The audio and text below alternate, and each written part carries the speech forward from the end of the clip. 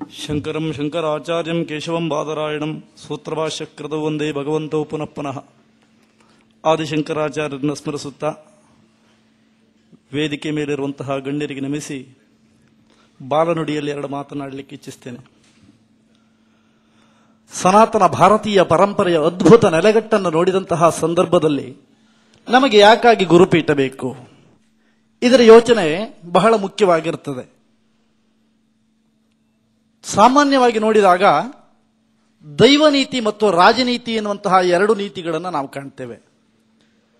ದೈವನೀತಿ ಅರ್ಥಾತ್ ಗುರುಪೀಠ ಆಗಿರಬಹುದು, ಆರಾಧನೆ ಮಾಡುವಂತಹ ದೇವತೆಗಳಿರಬಹುದು, ಇವೆಲ್ಲವೂ ಕೂಡ ಒಂದು ದೈವನೀತಿಯ ಅಡಿಯಲ್ಲಿ ಬರ್ತದೆ. ರಾಜನೀತಿ ಅಂತ ಹೇಳಿದರೆ ಸರ್ಕಾರ, ನಮ್ಮನ್ನು ಆಡಳಿತವನ್ನು ಮಾಡುವಂತಹ ಸರ್ಕಾರವನ್ನು ರಾಜನೀತಿ ಅಂತ ಹೇಳಿ ನಾವು ಪರಿಗಣನೆ ಮಾಡುತ್ತೇವೆ.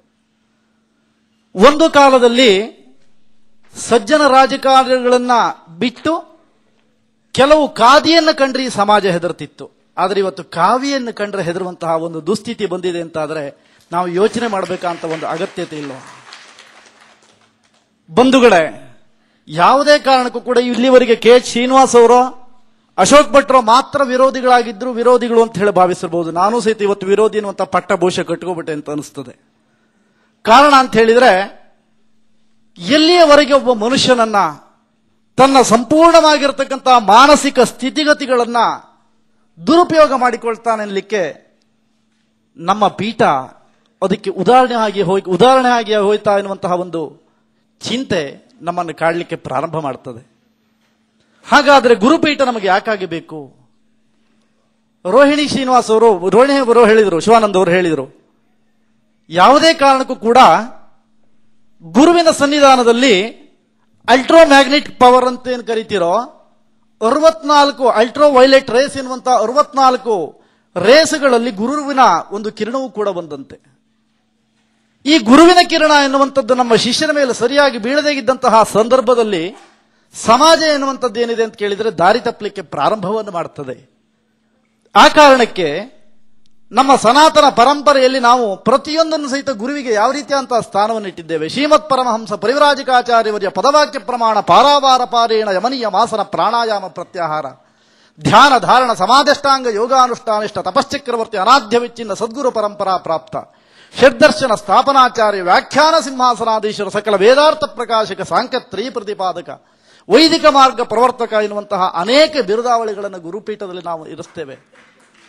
ಹಾಗಿರುವಾಗ ಪದವಾಕ್ಯ ಪ್ರಮಾಣ ಇಲ್ಲಿಯವರೆಗೆ ನಾವು ನೋಡಿದ್ದೇವೆ. ನಮ್ಮ ಶ್ರೀನಿವಾಸ್ ಅವರು ಸಹಿತ ಆ ಒಂದು ಸಮಾರಂಭದಲ್ಲಿದ್ದು ನಳಂದ ವಿಶ್ವವಿದ್ಯಾನಿಲಯವನ್ನ ನಮ್ಮ ಗುರುಪೀಠ ಆರಂಭಿಸುತ್ತದೆ ಎನ್ನುವಂತಹ ಒಂದು ಸುದ್ದಿಯನ್ನು ಕೇಳಿದಾಗ ಬಹಳ ನಮ್ಮ ಹವ್ಯಕರ ಜೀವನ ಪಾವನ ಆಯಿತು ಎನ್ನುವಂತಹ ಒಂದು ಮನಸ್ಥಿತಿ ಪ್ರತಿಯೊಬ್ಬರಲ್ಲಿ ಇತ್ತು. ಆದರೆ 3 ಬೋರ್ಡನ್ನು ಬಿಟ್ಟರೆ ಯಾವುದೂ ಕೂಡ ಪರಿಪೂರ್ತಿ ಆಗಲಿಲ್ಲ.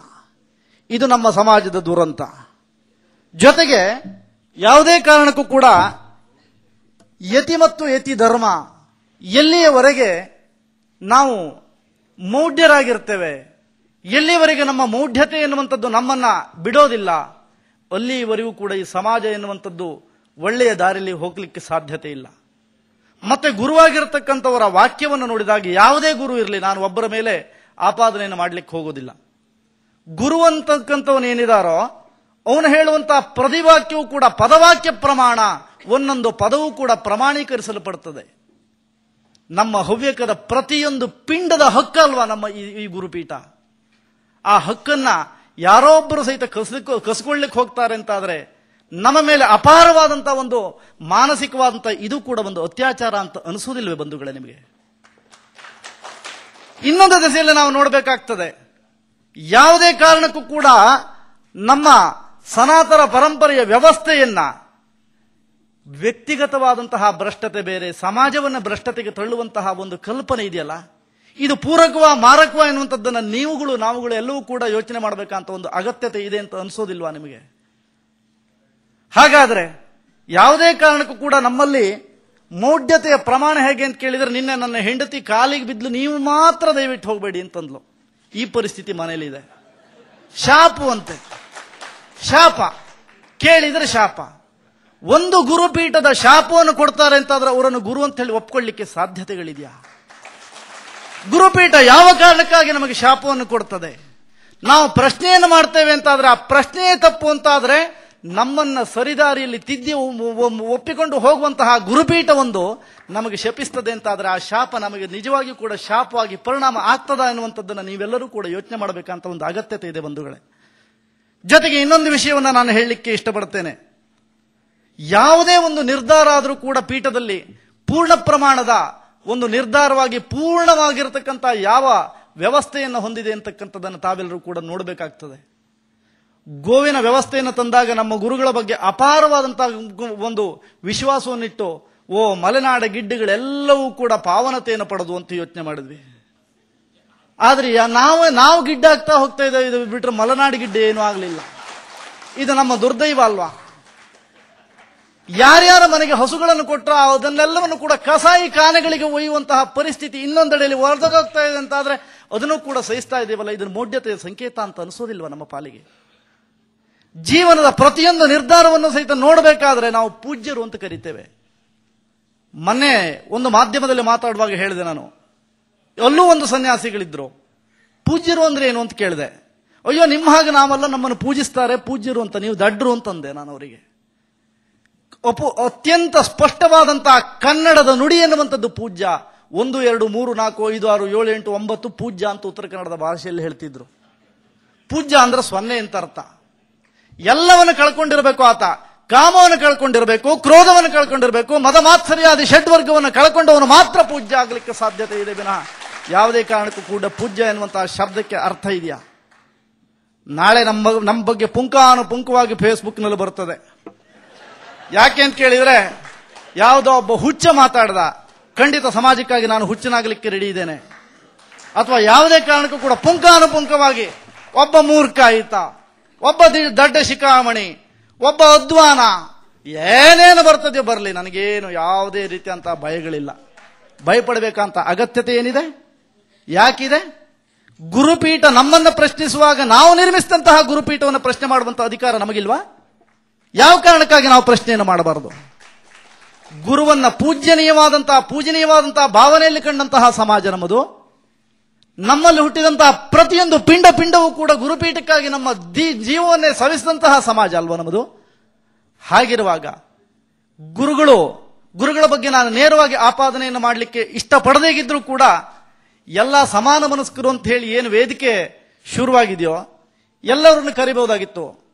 ತಮ್ಮ ನಿಮ್ಮದು ಏನಿದೆ, ಯಾವ ರೀತಿಯಾಗಿರ್ತಕ್ಕಂಥ ನಿಮ್ಮ ಸಮಸ್ಯೆಯನ್ನು ನಾವೆಲ್ಲರೂ ಕೂಡ ಕೂತ್ಕೊಂಡು ನಾವು ಪರಿಹಾರ ಮಾಡ್ಕೊಳ್ಳೋಣ ಎನ್ನುವಂಥ ಒಂದು ಮನಸ್ಥಿತಿಯಲ್ಲಿ ಯಾರೂ ಕೂಡ ಮುಂದಾಗಲಿಲ್ಲ. ಇದರ ಅರ್ಥ ಏನು, ಗೂಢಾರ್ಥ ಏನು, ಗುಲ್ಪಾರ್ಥ ಏನು, ಇದನ್ನೆಲ್ಲವನ್ನು ಕೂಡ ಅರಿಬೇಕಂತ ಒಂದು ಅಗತ್ಯತೆ ನಮ್ಮ ಸಮಾಜಕ್ಕೆ ಇದೆ ಅಂತ ಹೇಳಿ ಅನಿಸೋದಿಲ್ವಾ? ಸಾಮಾನ್ಯವಾಗಿ ನೀವು ನೋಡಿರಬಹುದು, ಮೌಢ್ಯತೆಯ ಸಂಕೇತ ಅಂತ ಹೇಳಿದರೆ ಯಾವುದನ್ನೇ ಆದರೂ ಕೂಡ ಅಯ್ಯೋ ತಮ್ಮ ಗುರುಗಳ ಸುದ್ದಿ ಮಾತಾಡ ಶಾಪ ಕೊಡ್ತಾ. ಯಾಕಾಗಿ ಶಾಪ ಬರ್ತದೆ?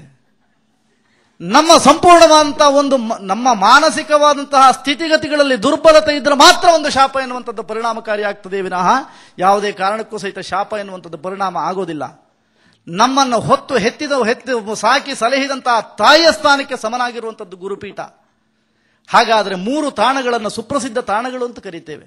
ಯಾವುದು ಆ ತಾಣಗಳು ಅಂತ ಕೇಳಿದ್ರೆ, ತಾಯಿಯ ಎದೆ, ತಂದೆಯ ತೊಡೆ, ಗುರುವಿನ ಚರಣ. ನಮಗೆ ಆ ಗುರುವಿನ ಚರಣದಲ್ಲಿ ನಾವು ಅನವರತವಾದಂತಹ ಭಕ್ತಿಯನ್ನು ಇಟ್ಟುಕೊಂಡವರು. ನಮಗೆ ಯಾವುದೋ ಒಂದು ನೋವಿದೆ ಅಂತ ಇಟ್ಕೊಳ್ಳಿ, ಆ ನೋವನ್ನು ತಾಯಿಯಲ್ಲಿ ಹೋಗಿ ತೋಡಿಕೊಂಡಾಗ ಆಕೆ ತನ್ನನ್ನು ಓದ್ಕೊತಾಳೆ. ನಿನಗೇನೂ ಆಗಲ್ಲ, ದೇವರು ನಿನ್ನನ್ನು ಕಾಪಾಡ್ತಾನೆ, ಆ ದೃಷ್ಟಿಯಲ್ಲಿ ಹೆದರಬೇಡ ಅಂತ ಹೇಳಿದಾಗ ಅಧೈರ್ಯ ತುಂಬಿದಂತಹ ವ್ಯಕ್ತಿ, ತಾಯಿಯ ಮಮತೆಯಿಂದ ಸ್ಪರ್ಶಗೊಂಡಂತಹ ವ್ಯಕ್ತಿ ಧೈರ್ಯವನ್ನು ಪಡ್ಕೊಳ್ತಾನೆ. ಇನ್ನೊಂದೆಡೆಯಲ್ಲಿ ನೋಡಿದಾಗ ನಾವು ತಂದೆಯಲ್ಲಿ ಅಷ್ಟೊಂದು ಸಲಿಗೆ ಇರೋದಿಲ್ಲ. ಆ ಕಾರಣಕ್ಕೆ ನಾವು ನಮ್ಮ ತಂದೆಯಲ್ಲಿ ಹೇಳಿಕೊಂಡಾಗ ತೊಡೆ ಮೇಲೆ ಕೂತವನನ್ನು ತಟ್ಟುತ್ತಾನೆ ತಂದೆ. ಏನು ಆಗ್ತಲ್ಲ ಯೋಚನೆ ಮಾಡಾಡ್ದ ಅಂತ. ಆವಾಗ ನಿಜವಾದಂತಹ ಧೈರ್ಯವನ್ನು ಪಡ್ಕೊಳ್ತಾನೆ. ಇದನ್ನು ಮೀರಿದಂತಹ ಇನ್ನೊಂದು ಜಾಗ ಅಂತ ಹೇಳಿದ್ರೆ ಗುರುವಿನ ಚರಣ. ಆ ಕಾರಣಕ್ಕಾಗಿ ನಾವು ಪರಮ ಪೂಜ್ಯರನ್ನ ಒಂದು ಪಾದಪೂಜೆ ಮಾಡುವಂತಹ ಒಂದು ಸಂಪ್ರದಾಯ ನಮ್ಮಲ್ಲಿ ಬಂತು. ಆ ಪಾದದಲ್ಲಿ ಗುರುವಿನ ಚರಣಗಳಲ್ಲಿ, ಗುರುಗಳೇ ನಮಗಿಂತದ್ದಾಗೋಗಿದೆ, ನಾವು ಸಂಪೂರ್ಣವಾಗಿ ನಾವು ಮುಳುಗಿ ಹೋಗ್ತಾ ಇದ್ದೇವೆ, ನಮ್ಮನ್ನು ರಕ್ಷಣೆ ಮಾಡಬೇಕು ಅಂತ ಹೇಳಿದಾಗ ಗುರುಗಳು ಹೇಳ್ತಿದ್ರು, ರಾಮಿದ್ನ ಕಾಪಾಡ್ತಾ ಅಂತ. ಆ ರಾಮಿದ್ನ ಕಾಪಾಡ್ತಾ ಎನ್ನುವಂತಹ ನುಡಿಯನ್ನು ನಾವು ನಂಬಿ ಬದುಕಿದಂತಹ ಈ ಜೀವಗಳಿಗೆ ಹಾಗಾದರೆ ನಮ್ಮ ಮೇಲೆ ನಮ್ಮ ಭಾವನೆಗಳಿಗೆ ಬೆಲೆ ಇಲ್ಲ ಅನಿಸ್ತದೆ ಈ ಸಮಾಜದಲ್ಲಿ? ಹಾಗಾದರೆ ಬೇಕಾದಿರಲಿ, ಯಾವುದೇ ಒಂದು ಹೆಣ್ಣು ಮಗಳ ಮೇಲೆ ಒಂದು ಆರೋಪ ಬಂತು ಅಂತಾದಾಗ ಆ ಆರೋಪದ ಬಗ್ಗೆ ಜೊತೆಗೆ ಆ ಹೆಣ್ಣು ಮಗಳ ಬಗ್ಗೆ ಅವಾಚ್ಯವಾಗಿ ಮಾತಾಡುವಂತಹ ಸಮಾಜದ ಗಣ್ಯಾತಿ ಗಣ್ಯರಿರಬಹುದು ಅಥವಾ ಪುಂಖಾನುಪುಂಖವಾಗಿ ಫೇಸ್ಬುಕ್ನಲ್ಲಿ ಬರೆಯುವಂತಹ ಗಣ್ಯರು ಆ ಹೆಣ್ಣಿನ ಮನಸ್ಥಿತಿಯ ಮೇಲೆ ಯಾರಾದರೂ ಯೋಚನೆ ಮಾಡಿದ್ರೇನು? ನಿಮ್ಮ ಅಕ್ಕನೋ ತಂಗಿನೋ ಬಂಧುನೋ ಬಳಗೋ ಯಾರಾಗಿದ್ದಂತಹ ಪಕ್ಷದಲ್ಲಿ ಇದೇ ರೀತಿಯಾಗಿ ಬರೀತಿದ್ರಾ ನೀವು? ಯೋಚನೆ ಮಾಡಬೇಕಾಗ್ತದೆ. ಯಾರು ಕೂಡ ದುಡ್ಡು ಕೊಟ್ಟು ಕರೆಸಿದವರಿಲ್ಲ ನಮ್ಮನ್ನ. ನಮ್ಮ ಬುದ್ಧಿಗೆ ಅನುಗುಣವಾಗಿ ನಾವು ಬಂದಿದ್ದೇವೆ ವಿನಃ ಒಂದು ಪೀಠದಲ್ಲಿ ಆಗಬಹುದಂತ ಯಾವ ರೀತಿಯಾದಂತಹ ಒಂದು ಭಿನ್ನಾಭಿಪ್ರಾಯ ಇದೆ ಅನ್ನುವಂಥದ್ದನ್ನು ನಿಷ್ಕರ್ಷೆ ಮಾಡಲಿಕ್ಕಾಗಿ ಸೇರಿದ್ದೇವೆ ವಿನಃ ಯಾವುದೇ ಕಾರಣಕ್ಕೆ ಯಾವುದೇ ಧನದಾಹಕ್ಕೆ ಬರಬೇಕಂತ ಅಗತ್ಯತೆ ನಮಗಿಲ್ಲ. ಹೇಳಿದರು, ನಿಮ್ಮನ್ನ ಸಮಾಜ ದೂರ ಇರ್ತದೆ, ಇಡ್ಲಿ ಬಿಡಿ. ಇಂತಹ ಸಮಾಜ, ನಾವು ಮಾಡುವಂತಹ ಒಳ್ಳೆಯ ಕೆಲಸಗಳನ್ನು ಒಪ್ಪಿಕೊಳ್ಳದೇಗಿರುವಂತಹ ಸಮಾಜ ದೂರ ಇಟ್ಟರೆ ಇಡ್ಲಿ ಅಂತ ಹೇಳಿದೆ ನಾನು. ಇದರ ಅಗತ್ಯತೆ ನಮಗಿಲ್ಲ. ಆದರೆ ನಾವು ಸೇರಿರುವಂತವ್ರು ಎಷ್ಟು ಜನ ಅಂತಲ್ಲ, ಸೇರಿರುವಂತಹ ಮನಸ್ಸುಗಳು ಸಮಾನವಾಗಿದೆ ಅಂತಕ್ಕಂಥದ್ದು ಕೋಟಿ ಜನಕ್ಕೆ ಸಮಾನ ಅಂತ ಹೇಳಲಿಕ್ಕೆ ಇಷ್ಟಪಡ್ತೇನೆ ನಾನು. ಜೊತೆಗೆ ನನ್ನ ವಿನಂತಿ ಇಷ್ಟೇ, ಯಾವುದೇ ಕಾರಣಕ್ಕೂ ಕೂಡ ಒಂದು ನ್ಯಾಯಾಲಯದ ಆವರಣದಲ್ಲಿರುವಂತಹ ಸಂದರ್ಭದಲ್ಲಿ ಯಾವುದೇ ಕಾರಣಕ್ಕೆ ಆ ಪ್ರಕ್ರಿಯೆಗೆ ನಾನು ಅತಿಯಾದಂತಹ ಒತ್ತನ್ನ ಕೊಡಲಿಕ್ಕೆ ಇಷ್ಟಪಡೋದಿಲ್ಲ. ಆದರೆ ಗುರುಪೀಠ ಆಗಿದ್ದಂತಹ ಪಕ್ಷದಲ್ಲಿ ನಾವೆಲ್ಲರೂ ಕೂಡ ಗೌರವಿಸುವುದನ್ನ ಕಲಿತುಕೊಳ್ಳೋಣ. ನಮಗೆ ಗುರುಪೀಠ ಖಂಡಿತವಾಗಿ ಬೇಕು. ಸಮಾಜಕ್ಕಾಗಿ ಗುರುಪೀಠವೇ ಬಿಟ್ಟರೆ ಗುರುಪೀಠಕ್ಕಾಗಿ ಸಮಾಜ ಎಂದೂ ಅಲ್ಲ. ಸಮಾಜದಲ್ಲಿ ಆಗಬಹುದಂತಹ ತಪ್ಪು ಒಪ್ಪುಗಳನ್ನು ತಿದ್ದಿ ಅದನ್ನು ಸರಿಯಾದಂತಹ ದಾರಿಯಲ್ಲಿ ನಾನೇ ಒಂದು ಕೆಟ್ಟ ಮಾತನಾಡಿದರೂ ಕೂಡ ಗುರುಪೀಠಕ್ಕೆ ಶಿಕ್ಷೆಯನ್ನು ಮಾಡುವಂತಹ ಅರ್ಹತೆ ಇದೆ. ಮಾತಾಪಿತೃಗಳಿಗಿಂತಲೂ ಮಿಗಿಲಾಗಿರತಕ್ಕಂಥ ಅಧಿಕಾರ ಗುರುಪೀಠಕ್ಕೆ ಇರೋದ್ರಿಂದ ನಾವೊಂದು ತಪ್ಪನ್ನು ಮಾಡಿದರೂ ಕೂಡ ಆ ಗುರುಪೀಠ ತಿದ್ದಿ ಹೇಳಿ ಅವನನ್ನು ಸರಿದಾರಿಗೆ ತರಬೇಕಂತ ಗುರುಪೀಠವೇ ಎಲ್ಲೋ ಒಂದೆಡೆಯಲ್ಲಿ ನ್ಯಾಯಭಿಕ್ಷೆಯನ್ನು ಕೇಳ್ತದೆ ಅಂತಾದರೆ ಇದು ನಮ್ಮ ಸಮಾಜದ ದುರ್ದೈವ ಅಂತ ಹೇಳಿ ಯೋಚನೆ ಮಾಡಬೇಕಂತ ಒಂದು ಸ್ಥಿತಿ ನಮಗೆ ಬರೋದಿಲ್ವಾ? ಸಮಾಜದ ಧರ್ಮಪೀಠ, ಸಮಾಜದಲ್ಲಿ ಯಾವುದೇ ರೀತಿಯಾಗಿರ್ತಕ್ಕಂಥ ಒಂದು ಸಣ್ಣ ವ್ಯಕ್ತಿಯಿಂದ ಹಿಡಿದು ಒಬ್ಬ ಪ್ರಧಾನಮಂತ್ರಿಯೇ ನಮ್ಮ ಸಮಾಜದ ಒಬ್ಬ ವ್ಯಕ್ತಿ ಆಗಿದ್ದ ಅಂತಂದ್ರೂ ಕೂಡ ಆತನನ್ನು ಪ್ರಶ್ನಿಸುವಂತಹ, ಆತನನ್ನು ಸರಿದಾರಿಗೆ ಕೊಂಡೋಗುವಂತಹ ಯೋಗ್ಯತೆ ಇರತಕ್ಕಂಥದ್ದು ನಮ್ಮ ಗುರುಪೀಠ. ಮತ್ತೆ ಜೊತೆಗೆ ಎಲ್ಲಿವರೆಗೆ ನಮ್ಮ ಸಮಾಜ ಎನ್ನುವಂಥದ್ದು ಜಾಗೃತ ಆಗೋದಿಲ್ವೋ ಅಲ್ಲಿವರೆಗೂ ಕೂಡ ನಮ್ಮ ಕಂಠವನ್ನು ಶೋಷಣೆ ಮಾಡಬೇಕಂತ ಒಂದು ಅನಿವಾರ್ಯತೆ ಬರ್ಬೋದು. ಹವ್ಯಕ ಪೀಠ ಆಗಿತ್ತು, ತಮ್ಮೆಲ್ಲರಿಗೂ ಸಹಿತ ಗೊತ್ತಿರುವಂಥದ್ದು. ಇತ್ತೀಚಿನ ದಿನಗಳಲ್ಲಿ ನಾನು 14-15 ವರ್ಷ ಆಗಿದೆ, ಆದರೆ ಗುರುಪೀಠಕ್ಕೆ ಸಲ್ಲಿಸಬೇಕಂತ ಕಾಣಿಕೆಯನ್ನು ಪ್ರಾಮಾಣಿಕವಾಗಿ ಕಲಿಸಿದ್ದೇನೆ. 15 ವರ್ಷದಿಂದ ನಾನು ಮಠದ ಕಡೆ ತಲೆ ಹಾಕಿ ಮಲಗಲಿಲ್ಲ. ಜೊತೆಗೆ ಇನ್ನೊಂದೊಂದು ಕೇಳಿದ್ರೆ, ಆ ಹವ್ಯಕ ಎನ್ನುವಂತಹ ಗುರುಪೀಠದ ಆ ಬಿರುದಾವಳಿಗಳಲ್ಲಿ ಹವ್ಯಕ ಎನ್ನುವಂತಹ ಶಬ್ದವೇ ಇಲ್ಲ ಅನ್ನುವಂಥದ್ದನ್ನು ಕೇಳಿ ದಿಗ್ಭ್ರಮಣೆಗೊಂಡೆ. ನಾವು ಇನ್ಯಾರನ್ನ ಹವ್ಯಕ ಗುರುಪೀಠ ಅಂತ ಆಯ್ಕೆ ಮಾಡಬೇಕು? ತಮಗೆ ಬಿಟ್ಟಂತಹ ವಿಚಾರ. ಜೊತೆಗೆ ಸಮಾಜವನ್ನು ಸರಿಯಾಗಿ ತೀಡಿ ಒಪ್ಪುವಂತಹ ಗುರುವಿನ ಆಯ್ಕೆ ಬೇಕೋ ಅಥವಾ ಈ ರೀತಿಯಾಗಿರತಕ್ಕಂತಹ ನಮ್ಮೆಲ್ಲರನ್ನೂ ಸಹಿತ ಇದೇ ರೀತಿಯಲ್ಲಿ ಕೊಂಡೋಗುವಂಥದ್ದು ಬೇಕು ಅನ್ನುವಂಥದ್ದು ಆಯ್ಕೆಯನ್ನ ತಾವು ನಿಜವಾಗಿ ಕೂಡ ಯೋಚನೆ ಮಾಡಿ ಅಂತೇಳಿ ಹೇಳ್ತಾ ತಮಗೆ ನಮಿಸಿ ನನ್ನ ಮಾತನ್ನು ಮುಗಿಸ್ತೇನೆ. ನಮಸ್ಕಾರ.